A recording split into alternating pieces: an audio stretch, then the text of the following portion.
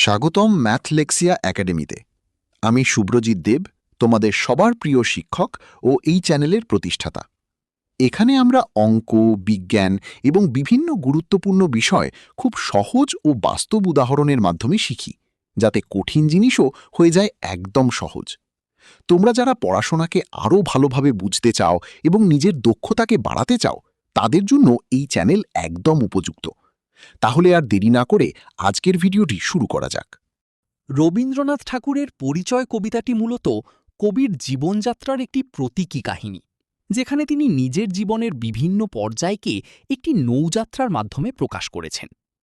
সহজভাবে বললে এটি একজন মানুষের জন্ম, যৌবন, অভিজ্ঞতা এবং পরিণতির গল্প।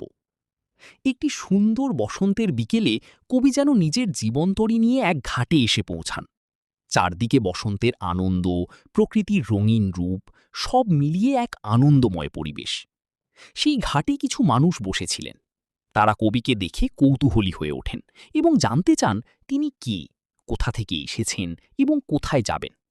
তখন কবি খুব সহজভাবে উত্তর দেন যে তিনি এক অজানা পথের যাত্রী। তিনি নির্দিষ্ট কোনো গন্তব্য জানেন না, শুধু পথের সন্ধানেই চলেছেন। এরপর হঠাৎ নদীতে জোয়ার আসে, জল বেড়ে যায় আর নৌকার বাঁধন ঢিলে হয়ে যায়। এটি আসলে কবির জীবনের যৌবনকালের প্রতীক।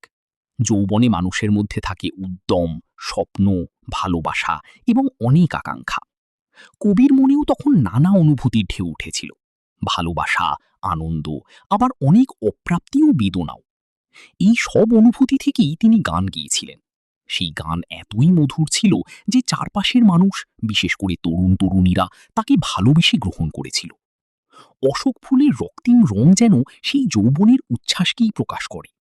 এই সময়টাই ছিল কবির জীবনের সবচেয়ে প্রাণবন্ত ও উজ্জ্বল অধ্যায়, তার যৌবনের পরিচয়। কিন্তু সময় তো চিরকাল একরকম থাকে না। ধীরে ধীরে সেই যৌবনের উচ্ছ্বাস কমে আসে, কবি ক্লান্ত হয়ে পড়ে। বসন্তের সেই রঙিন দিনগুলো একসময় ফিকে হয়ে যায়। অতীতের স্মৃতিগুলো তার মনে ভেসে ওঠে। রংধনুর মতো রঙিন যে দিনগুলো ছিল, সেগুলো একে একে হারিয়ে যায়, ঠিক যেমন ফুল ঝরে পড়ে। জীবনের সেই আনন্দময় মুহূর্তগুলো আর ফিরে আসে না, শুধু স্মৃতি হয়ে থেকে যায়। এরপর কবির জীবনতরী ধীরে ধীরে বিশাল সমুদ্রের দিকে এগিয়ে যায়। এটি জীবনের শেষ পর্যায়ের প্রতীক, যেখানে মানুষ পরিণতির দিকে ধাবিত হয়।